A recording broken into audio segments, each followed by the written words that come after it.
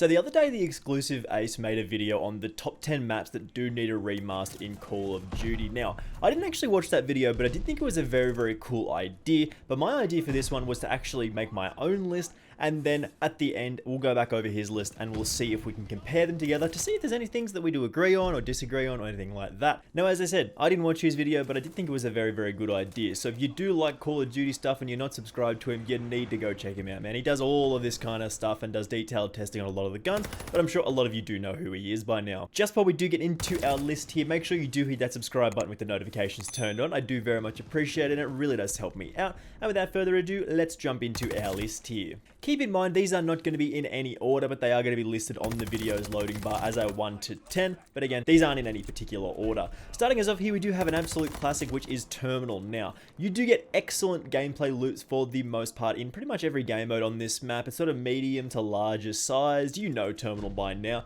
We have seen this come back a number of times, but there's a reason for that. It is absolutely fantastic. Maybe I'd make the windows on the plane a little bit smaller to sort of prevent people from camping there as effectively. Again, as I said, they've made this a couple of times already, but there's a reason for that. It's fantastic and definitely should get another remake, maybe even in Modern Warfare 2 2022. Next, an interesting one that I would love to see come back is Combine. Now, if you played Black Ops 3, you know that Combine was a real good map. This is one of those maps that was very close quarters. It was one of the smallest maps in the game, so you did get close quarters, fast-paced action most of the time, but there was still medium to longer range lines of sight where you could bring out your sniper and do some quick scoping and stuff like that.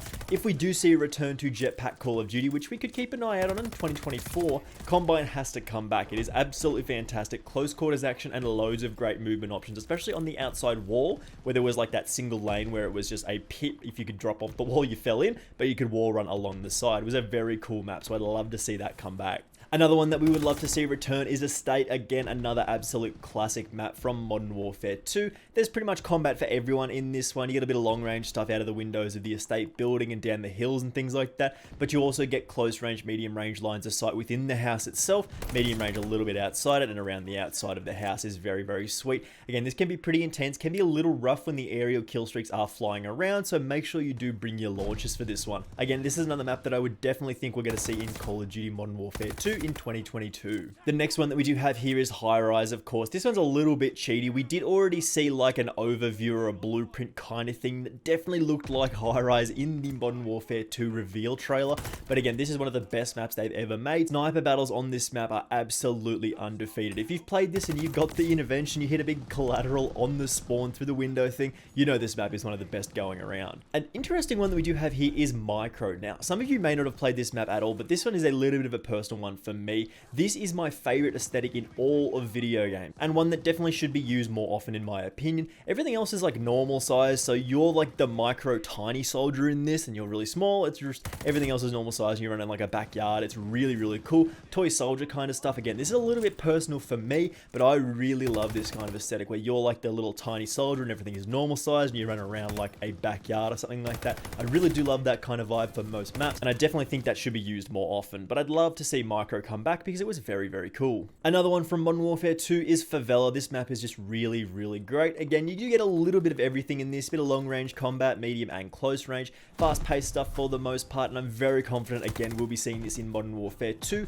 2022, probably in the campaign as well, and then returning in the multiplayer as well. This is just a fan favorite map, definitely needs to come back at some point because again, fast paced action, really enjoyable stuff here in Favela. The next one that we do have is Grind. Now, the combination of skateboarding and the Call of Duty aesthetic is absolutely perfect in my opinion. Now again, this one did already receive a return in the Black Ops 4 summer, like 2019 update, I believe it was, but again, not really a lot of people played that one. Black Ops 4 wasn't the best received game of all time, and again, this is just one that does fit so perfectly together. This is like perfect mid-2000s vibes, like Call of Duty and skateboarding. It's just absolutely perfect, and will be a very cool addition to any new Call of Duty game. So I'd love to see Grind come back, even though we have seen it previously. Another one that did come from the same DLC pack originally was Hydro. Now, Hydro was one of those like little bit of a dynamic kind of map where the water would end up rushing through like the open like dam valve releasey bit and made an interesting obstacle. I think this would be a pretty cool addition to the game. My favorite DLC of all time is actually this one that did include Grind and this one as well. And this also included the addition of the Peacekeeper, which I believe was one of the first DLC guns added to the game, which was like the perfect SMG assault rifle hybrid kind of gun, which did get added, which was very, very popular, man. One of the best guns they ever added to the game. So, I mean, Hydro's not a super popular map, but it would be definitely interesting to see sort of a little bit more dynamic stuff come back to the maps. Not stuff like the freeform map, which was giving people motion sickness, but stuff that added a little bit of interesting things just to make their maps a little bit more lively, a little bit more dynamic. So Hydro would be a cool one to come back as well. Another one that we really haven't seen for a while is Afghan, and I feel like this is another one that definitely will come back in Modern Warfare 2 2022. I remember getting trash talked by kids saying that they'd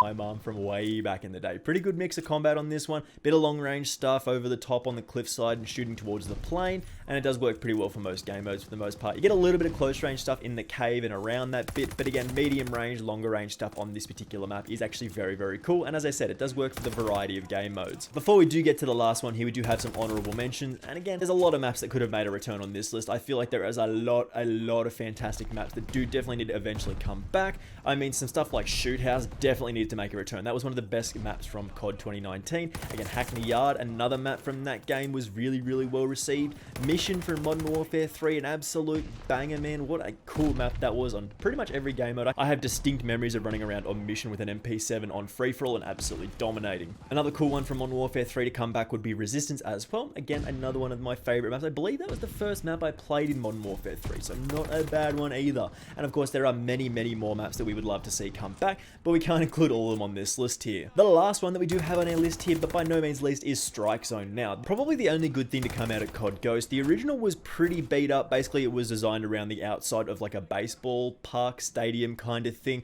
So like a fresh coat of paint on everything and more a modern feel, maybe a little bit more realistic to something that is in the real world, or again, just a little bit of a neater, so more modern, actually not destroyed feel, would feel pretty sweet. I feel like this, again, as I said, was one of the only good things about COD Ghost. Again, that was like the only map that did end up getting enjoyed and did up getting played because it was nice close quarters action. A lot of stuff that was actually very, very cool on that map. Easily the best map from that game, and I'd love to see it make a return because it was, at the end of the day, it was a pretty good map. So I'm going to go watch Ace's video and write down his list and then compare it to my list, and we'll come back with some thoughts in a minute. So we took a look at the video, and Ace's list was basically this. We did have Seatown from Modern Warfare 3, Saint Marie du Mont from World War 2, Plaza from Black Ops 2, which I thought I could have included in my video, a very cool map in Black Ops 2, Quarry from Modern Warfare 2, which is a little bit different, something a bit of variety would be cool. Fringe from Black Ops 3 is one of those maps that I feel like could very, very easily be adapted to a normal sort of boots on the ground Call of Duty from like a jetpack one, which would be very, very cool. Crossfire is a very, very cool map from COD 4, High Rise, which we did mention on my list, Shoot House, which is one of our honorable mentions,